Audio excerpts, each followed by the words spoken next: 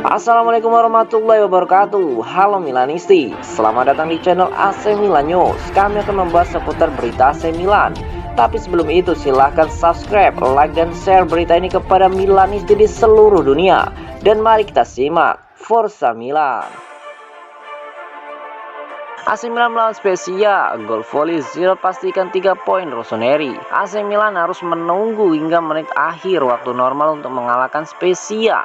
Gol kemenangan dicetak oleh Olivier Giroud pada pertandingan pekan ke-13 Serie A di San Siro pada hari Minggu 6 November 2022. Dini hari waktu Indonesia Barat, Milan unggul terlebih dahulu di babak pertama lewat gol Theo Hernandez di menit ke-21. Daniel Maldini menyamakan skor di menit ke-59. Milan sempat mencetak gol lewat Sandro Tonali, tapi dianulir VAR. Sebelum sepakan volley Giroud di menit ke-89 memastikan 3 poin Rossoneri. Dengan hasil tersebut, Milan masih menempel Napoli dengan 29 poin di posisi kedua. Klasemen Serie A beranjak 6 poin. Sementara Spezia di posisi ke-17 dengan 9 angka.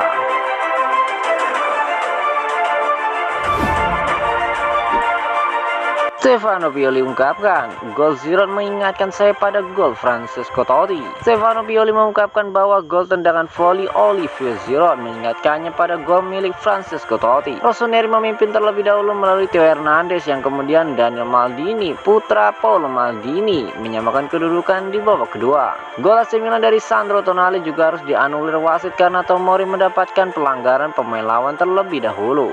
Beruntung Giroud mampu mencetak gol indah di menit-menit akhir pertandingan untuk menutup laga dengan skor 2-1. Itu bola hebat dari Sandro Tonali. Gol yang juga hebat dari Oli. Itu mengingatkan saya pada Francesco Totti yang dicetak Roma melawan Lazio saya. Kami unggul 2-0 dan berakhir 2-2. Itulah yang terlintas dalam pikiran kami, kata Pioli kepada Milan TV. Saya tahu bahwa Maldini akan bermain dan saya memiliki sensasi dia akan mencetak gol juga. Anda hanya bisa merasakan hal-hal ini. Saya pikir itu adalah malam yang sempurna untuk Paolo Maldini karena putranya mencetak gol dan Milan masih menang. Kami seharusnya menyelesaikan pertandingan di babak pertama, mungkin saja kebobolan gol. Tetapi yang tidak boleh kami lakukan adalah berhenti bermain dan kehilangan akal seperti itu. Kami akhirnya mendapatkan kemenangan. Ini adalah hasil yang penting dan hasil yang diperjuangkan dengan keras, ungkap dari Stefano Pioli.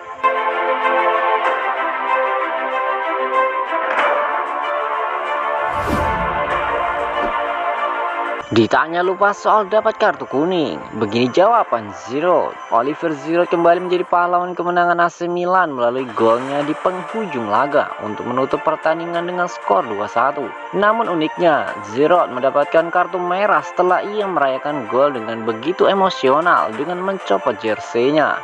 Giroud sebelumnya sudah menerima kartu kuning saat terlibat insiden panas di tengah lapangan dengan pemain Spezia.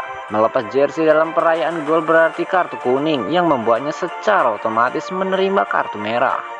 Itu adalah gol yang bagus dan umpan bagus dari Sandro. Kami ingin memenangkan pertandingan ini, kami bersemangat sampai akhir. Yang terpenting besok kami punya tambahan 3 poin. Tapi saya agak marah karena saya diskors, kata Giroud kepada Milan TV. Pertandingan ini mengingatkan saya pada musim lalu ketika ada kesalahan. Setidaknya kali ini kami memenangkannya. Kami percaya sampai akhir pertandingan dan senang. Apakah Anda lupa sudah mendapat kartu kuning? Mungkin saya hanya berjuang untuk menjawab sekarang karena saya marah pada diri sendiri. Saya akan merasa lebih baik dalam 1 jam atau lebih. Aku marah pada diriku sendiri, tapi aku mencoba untuk diam. Saya melakukan tugas saya memasukkan bola ke belakang gawang. Sepak bola memang seperti itu, dengan adrenalin dan kegembiraan memberikan kemenangan kepada tim saya.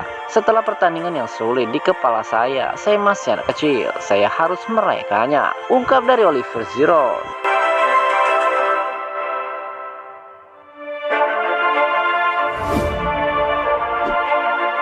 Milan mustahil tuntaskan perpanjangan kontrak Leao sebelum Piala Dunia. AC Milan perlu segera menuntaskan masalah perpanjangan kontrak Rafael Leao, namun kemungkinan besar tak akan bisa melakukannya sebelum Piala Dunia bergulir. Menurut pemberitaan dari La Gazzetta dello Sport, setelah deklarasi yang dilakukan Paolo Maldini, diharapkan periode sebelum Piala Dunia Qatar bakal menjadi waktu ideal untuk mencapai kesepakatan pembaruan kontrak Leao.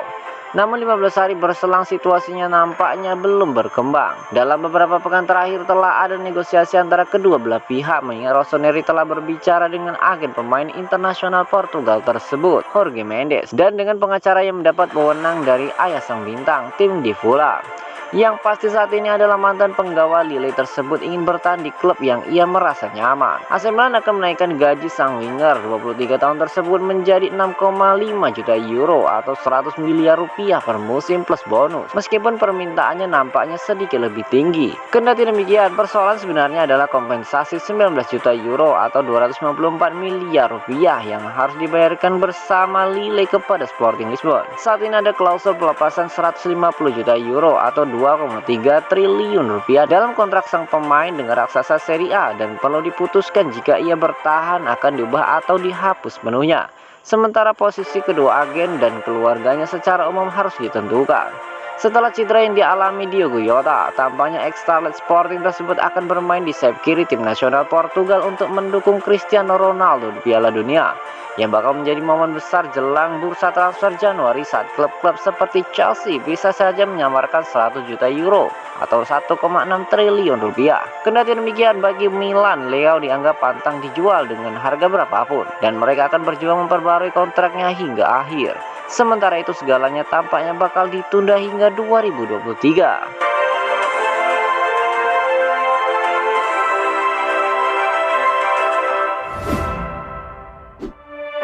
Van Dijk sebut striker Milan Giroud sebagai lawan terberat. Bek Liverpool Virgil van Dijk menyebut mantan striker Chelsea yang kini membela AC Milan Oliver Giroud sebagai lawan terberat yang harus ia hadapi selama ini.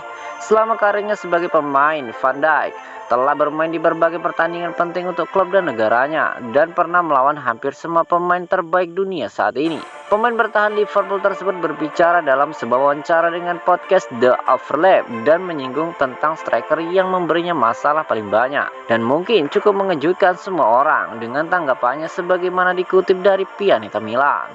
Giroud adalah striker yang paling sulit saya lawan. Saya selalu merasa seperti memilikinya, tetapi entah bagaimana dia selalu berhasil mencetak gol melawan kami. Apakah itu untuk Arsenal, Chelsea, atau Prancis, dia selalu mencetak gol. Ujar dari Van Dijk, tahun kami menangkan Liga Inggris pada musim 2019-2020. Kami mengalahkan Chelsea 5-3. Kami menang 3-0, dan ia mencetak gol. Dan saya berpikir kami menang dengan nyaman, tetapi dia masih mencetak gol melawan saya.